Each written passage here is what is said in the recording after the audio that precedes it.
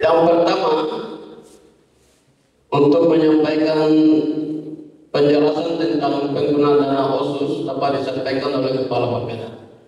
Kepalanya kami dipersilakan. Baik, terima kasih. Pada kesempatan ini sesuai dengan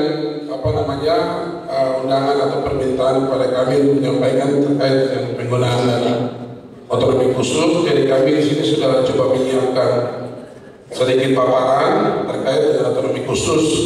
Jadi sebenarnya sebelum kita bicara tentang otonomi khusus dan ke belakang-belakang, kita perlu tahu dulu kenapa otonomi khusus itu lahir. Itu poin yang perlu kita pahami bersama. Terus yang kedua, apa tujuan dan dasar dari pelaksanaan otonomi khusus. Yang ketiga, apa yang boleh kita lakukan dan apa yang tidak boleh kita lakukan atau belanjakan, khususnya terkait dengan penggunaan dana otsus. Dan yang keempat adalah lembaga yang diamanatkan untuk mengarahkan percepatan pembangunan Papua. Yang kelima, sistem informasi atau aplikasi yang digunakan dalam pelaksanaan percepatan pembangunan Papua. Dan yang terakhir adalah potret penilaian hasil tata kelola otsus khususnya di Kabupaten Paniai. Baik, saya singkat saja, artinya bahwa kebanyakan orang biasa berkata bahwa dana otsus itu uang darah. Itu sering disampaikan. Karena adanya otsus di Papua itu melalui proses atau perjalanan yang panjang, atau ada yang menjadi dinamika yang terjadi di tahun 98 ke belakang.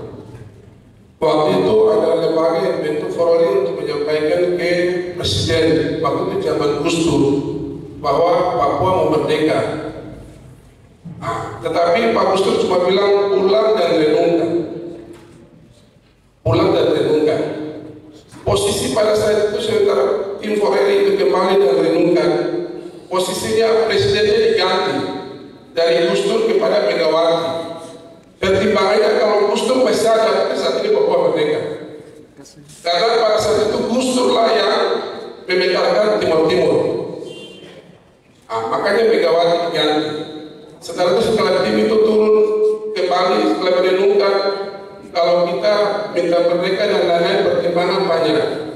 Maka ditawarkanlah kira-kira bisa tidak kalau Papua itu diberikan otonomi khusus pada saat itu tahun 1999 ke 2000. Waktu itu kan polemik dinamika banyak yang terjadi.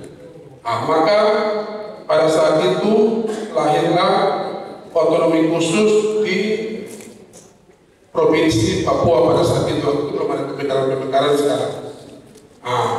Makanya pada saat itu lewat waktu itu gubernurnya Papua itu Pak Ayab Salosa ya. Mereka membentuk tim menghadap ke DPR RI, lalu disahkanlah undang-undang otonomi khusus pada saat itu untuk 20 tahun ke sini. Sekarang kita perlu ketahui kira otonomi khusus itu apa sebenarnya ya. Dengan mereka memberikan kita otonomi khusus itu apa sebenarnya otonomi khusus? Sebenarnya otonomi khusus adalah kewenangan khusus yang diakui oleh pemerintah pusat dan diberikan kepada Provinsi Papua untuk mengatur dan mengurus kepentingan masyarakat khususnya orang asli Papua. Itu singkatnya pengertian otonomi khusus. Ya, dan itu berjalan kurang lebih 20 tahun ini. Dari 2001 sampai 2021 kemarin. Kita sudah lihat banyak perkembangan yang terjadi. Ada yang ditanggapi positif, ada yang ditanggapi negatif. Dan pada saat itu setelah dievaluasi, ternyata otonomi khusus yang sudah berjalan 20 tahun itu ada juga kelemahan.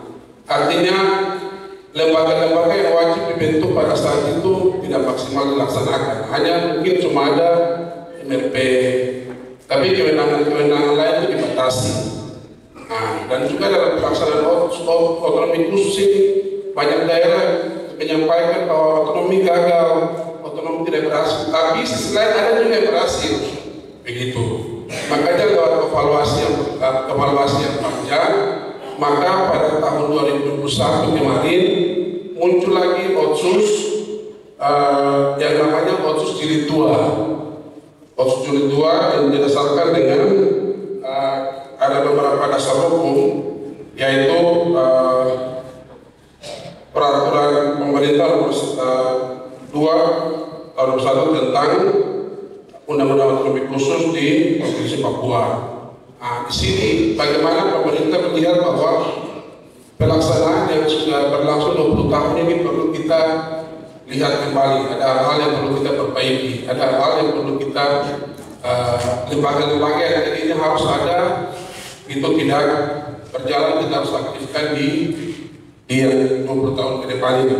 Makanya untuk otonomi khusus dari tahun 2021 sampai nanti 41 itu namanya seperti jilid 2. Dalam hal penggunaan dananya, saya mungkin kembali lagi pada saat 20 tahun sebelumnya itu biasa dibagi pembagian dana, alokasi dananya itu bidang pendidikan, bidang kesehatan, bidang ekonomi, bidang infrastruktur, dan itu diatur oleh peraturan gubernur. Karena 20 tahun yang lalu itu dana otsus itu dikirim dari pusat dan langsung ke kabupaten. Dia harus di provinsi dulu. Nanti dari provinsi lain baru mereka mulai lihat. Ini kan ada, kalau mau kasar tuh ada permainan juga bisa. Karena kewenangannya itu jatuh di provinsi oleh lama. Nanti lihat ini mungkin kabupaten ini karena ya kasarnya ada nepotisme, ada permainan, sehingga dikirim ke provinsi yang pakai kabupaten kota. Kalau yang sekarang tidak, dari pusat langsung kirim ke kabupaten kota berdasarkan program kegiatan dan juga kinerja yang dilakukan oleh kabupaten kota, ini oleh pemerintah yang ada di provinsi Papua. Kalau untuk kalau untuk tata kelolanya, Bapak Ibu sekalian, tahapan untuk kita melaksanakan program kegiatan yang dibiayai dalam otsus sangat panjang sekali tahapannya. Mulai dari tahapan perencanaan, pengalokasian, penyaluran, penatausahaan, pelaporan, monet, sampai dengan pengawasan. Itu yang jilid 2 sekarang. Jadi dikasih kelonggaran langsung ke kabupaten, tapi diperketat di tahapannya. Begitu. Diperketat di tahapannya. Jadi bagaimana usulan yang kita ambil dan kita bawa, kita juga harus bagaimana berdebat untuk bisa meyakinkan orang di pusat, sehingga usulan program yang kita sampaikan itu bisa diterima. Jadi tahapannya ini Bapak Ibu bisa lihat di atas slide.